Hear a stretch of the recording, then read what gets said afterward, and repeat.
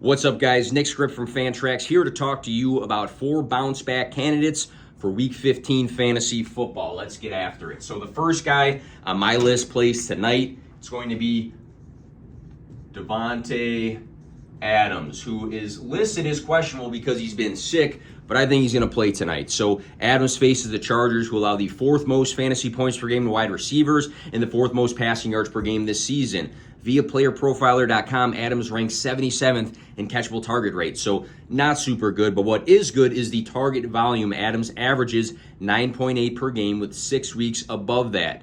He's caught 7 passes in 2 out of 3 of his last games. He was just the wide receiver 8 with Aidan O'Connell against Miami. Quality wide receiver, obviously. The matchup is good. I feel like they are just going to feed the beast tonight. The next guy on my list, little hot take, but I'm going to go with T.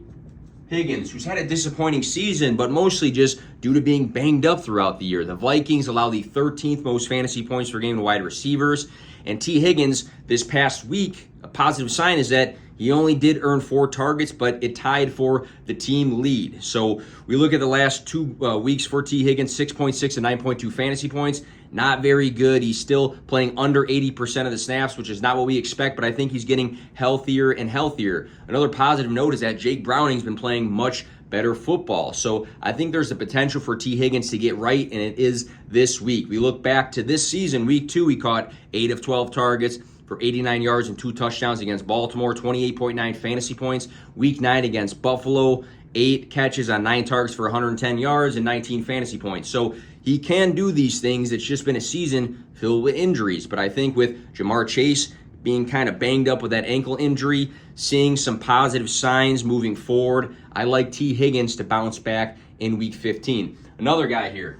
Let's go Zach Moss, who's been pretty disappointing after taking on that lead role again for Jonathan Taylor. He faces the Steelers, who allow the 13th most fantasy points per game to running backs and the 12th most rushing yards per game. So Jonathan Taylor remains doubtful for Week 15. Moss has played 94% and 84% of the snaps. The last 2 games, the production has just not been there, but the volume has 21 and then 17 touches.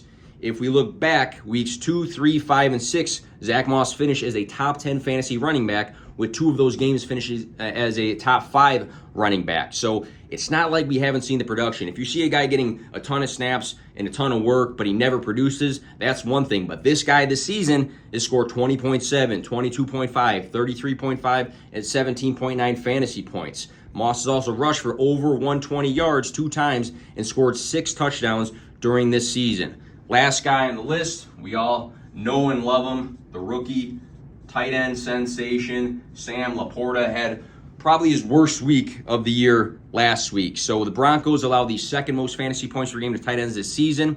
After that horrible week, I do think he bounces back. Week 13, Laporta finished as the tight end 1 for fantasy football, which was the 2nd time that happened this year. And the 5th time Laporta was a top 5 tight end this season. So tons of fantasy scoring upside for the rookie. Laporta, for the position, ranks 4th in all of targets, receptions, receiving yards on the year. He's earned double-digit targets 3 times, and he's finished games with 84 and 140 receiving yards. So again, a lot of upside for Laporta. Tight end 3 currently, he's averaging 13.6 fantasy points on the year.